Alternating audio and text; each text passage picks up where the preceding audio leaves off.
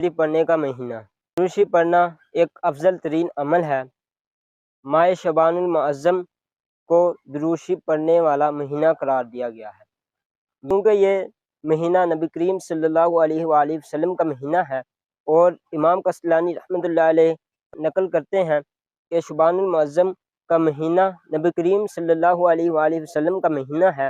اس مہینے میں یہ آیت مبارکہ نازل ہوئی، ان اللہ وملائکتہ یصلون علی النبی یا ایھا الذین آمنوا صلوا علیہ وسلموا تسلیما، الصلاۃ والسلام علیک یا سیدی یا رسول اللہ وعلی آلک واصحابک یا حبیب اللہ، الصلاۃ والسلام علیک یا سیدی یا نبی اللہ وعلی آلک واصحابک یا سیدی یا رحمۃ للعالمین۔ یہ آیت مبارکہ اسی مہینے نازل ہوئی ہے، اور اس مہینے میں یعنی شعبان المعظم کے مہینے میں ہمیں کثرت کے ساتھ درود پڑھنا چاہیے۔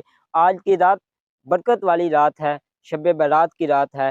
اس رات اللہ تعالیٰ کی عبادت کریں، اللہ تعالیٰ کا ذکر کریں اور اللہ تعالیٰ کو یاد کریں، کیونکہ اس رات اللہ تعالیٰ آسمان پر تجلی فرماتا ہے۔